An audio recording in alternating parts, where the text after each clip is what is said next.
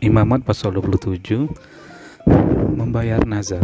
Tuhan berfirman kepada Musa, "Berbicaralah kepada orang Israel dan katakan kepada mereka, apabila seorang mengucapkan nazar khusus kepada Tuhan mengenai orang menurut penilaian yang berlaku untuk itu, maka tentang nilai bagi orang laki-laki dari yang berumur 20 tahun sampai yang berumur 60 tahun, nilai itu harus 50 shikal perak, ditimbang menurut shikal kudus. Tetapi jikalau itu seorang perempuan, maka nilai itu harus 30 shikal. Jikalau itu mengenai seorang yang dari yang berumur 5 tahun sampai yang berumur 20 tahun, maka bagi laki-laki nilai itu harus 20 shikal dan bagi perempuan 10 shikal.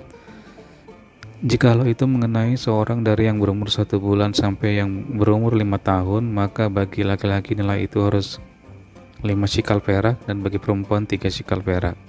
Jikalau itu mengenai seorang yang berumur 60 tahun atau lebih, jikalau itu mengenai laki-laki, maka nilai itu harus 15 shikal dan bagi perempuan 10 shikal. Tetapi jikalau orang itu terlalu miskin untuk membayar nilai itu, maka haruslah dihadapkannya orang yang dinazarkannya itu kepada imam, dan imam harus menilainya sesuai dengan kemampuan orang yang bernazar itu. Imam harus menentukan nilainya. Jikalau termasuk hewan yang boleh dipersembahkan sebagai persembahan kepada Tuhan, maka apapun daripada hewan itu yang dipersembahkan orang itu kepada Tuhan haruslah kudus. Janganlah ia menggantinya dan janganlah ia menukarnya, yang baik dengan yang buruk atau yang buruk dengan yang baik. Tetapi jikalau ia menukar juga seekor hewan dengan seekor hewan lain, maka baik hewan itu maupun tukarnya haruslah kudus. Jikalau itu barang seekor dari antara hewan haram yang tidak boleh dipersembahkan sebagai persembahan kepada Tuhan, maka hewan itu harus dihadapkannya kepada imam, dan imam harus menetapkan nilainya menurut baik atau buruknya, dan seperti penilaian imam demikianlah jadinya. Dan jikalau orang itu mau menebusnya juga, ia harus menambahkan 1/5 kepada nilai itu.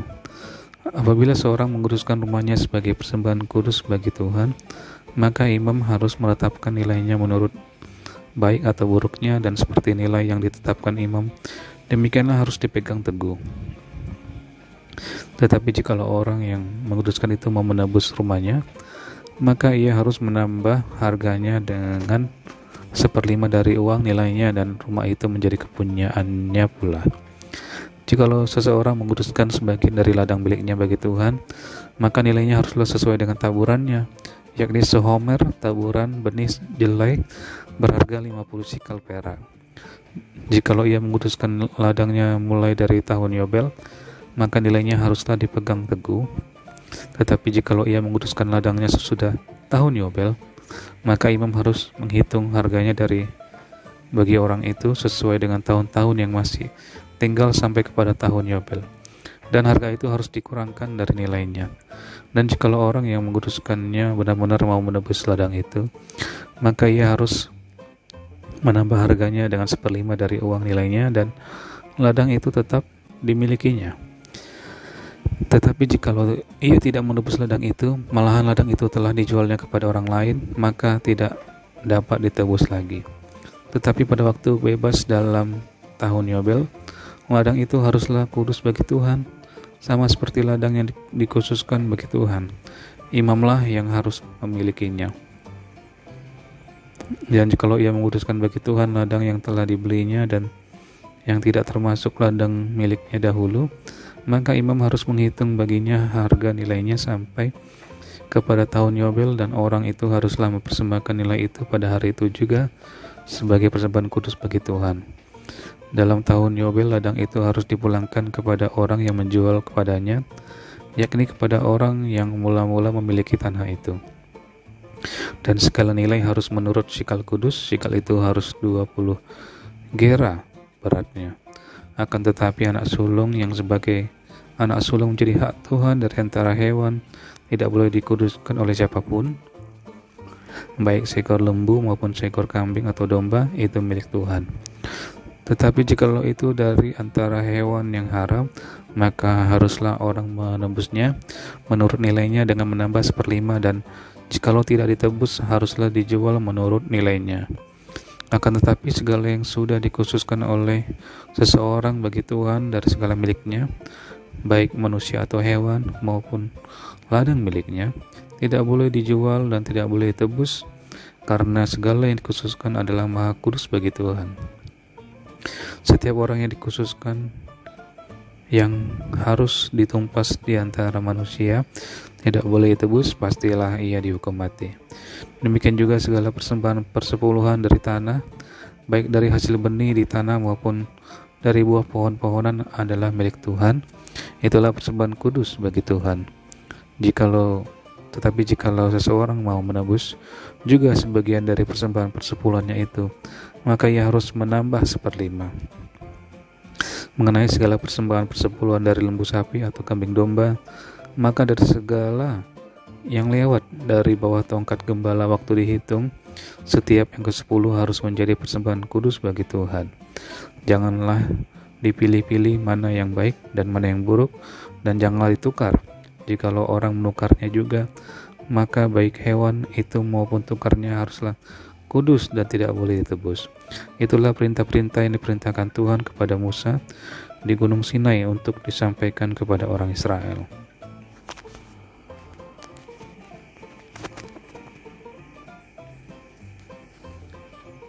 Bilangan pasal yang pertama, Laskar Israel dihitung. Tuhan berfirman kepada Musa di padang gurun Sinai dalam kemah pertemuan pada tanggal 1 bulan yang kedua dalam tahun yang kedua sesudah mereka keluar dari tanah Mesir. Hitunglah jumlah segenap umat Israel menurut kaum-kaum yang ada dalam setiap suku mereka, dan catatlah nama semua laki-laki di Israel yang berumur 20 tahun ke atas dan yang sanggup berperang, orang demi orang. Engkau ini beserta Harun harus mencatat mereka menurut pasukannya masing-masing. Dari tiap-tiap suku harus ada 1 orang yang mendampingi kamu, yakni orang yang menjadi kepala dari suku yang diwakilinya itu. Dan inilah nama semua orang yang harus mendampingi kamu. Dari suku Ruben, Elizur bin Shedeur. Dari suku Simeon, Selumiel bin Zuris Yadai. Dari suku Yehuda, Nahason bin Aminadab. Dari suku Isakar, Netaneel bin Zuar. Dari suku Zebulon, Eliab bin Helon. Dari keturunan Yusuf, Elisama bin Amihud. Dari suku Efraim, dan Gamaliel bin Pedazur dari suku Manasye. Dari suku Benyamin, Abidan bin Gideoni. Dari suku Dan, Ahiezer bin Amishyadai. Dari suku Asher, Pagiel bin Okran. Dari suku Gad, Eliasab bin Rehuel. Dari suku Naftali, Ahira bin Enan. Itulah orang-orang yang dipilih dari umat itu, masing-masing sebagai pemimpin dari suku bapa leluhurnya. Mereka inilah kepala-kepala pasukan Israel. Lalu Musa dan Harun memanggil orang-orang yang tertunjuk namanya itu. Dan pada tanggal 1 bulan yang kedua mereka menyuruh segenap umat berkumpul. Kemudian silsilah orang-orang Israel disusun menurut kaum-kaum yang ada dalam setiap suku mereka, sedang nama-nama mereka yang berumur 20 tahun ke atas dicatat orang demi orang. Seperti yang diperintahkan Tuhan kepada Musa, demikianlah Musa mencatat mereka di padang gurun Sinai. Ketika silsilah Bani Ruben, yakni keturunan anak sulung Israel, disusun menurut kaum-kaum yang ada dalam suku mereka, maka dicatatlah nama semua laki-laki yang berumur 20 tahun ke atas, semua orang yang sanggup berperang, orang demi orang. Jumlah yang dicatat dari suku Ruben ada 46.500 orang.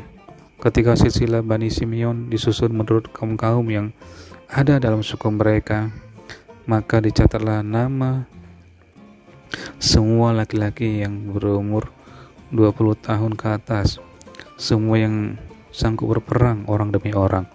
Jumlah yang dicatat dari suku Simeon ada 59.300 orang. Ketika silsilah Bani Gad disusun menurut kaum-kaum yang ada dalam suku mereka, maka dicatatlah nama orang-orang yang berumur 20 tahun ke atas, semua orang yang sanggup berperang. Jumlah yang dicatat dari suku Gad ada 45.650 orang. Ketika silsilah Bani Yehuda disusun menurut kaum-kaum yang ada dalam suku mereka, maka dicatatlah nama orang-orang yang berumur 20 tahun ke atas, semua orang yang sanggup berperang.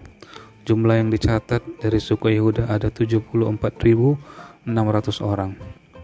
Ketika silsilah Bani Isyakar disusun menurut kaum-kaum yang ada dalam suku mereka, maka dicatatlah nama orang-orang yang berumur 20 tahun ke atas, semua orang yang sanggup berperang.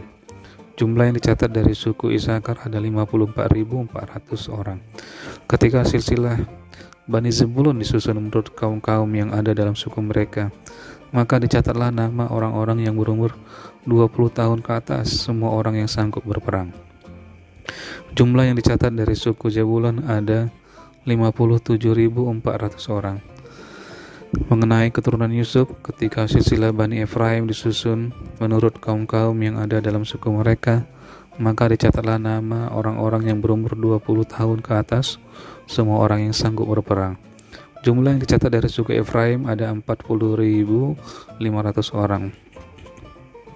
Dan ketika silsilah Bani Manasye disusun menurut kaum-kaum yang ada dalam suku mereka, maka dicatatlah nama orang-orang yang berumur 20 tahun ke atas, semua orang yang sanggup berperang.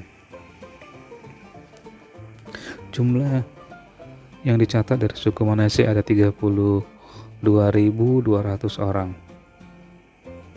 Ketika silsilah Bani Benyamin disusun menurut kaum-kaum yang ada dalam suku mereka, maka dicatatlah nama orang-orang yang berumur 20 tahun ke atas, semua orang yang sanggup berperang.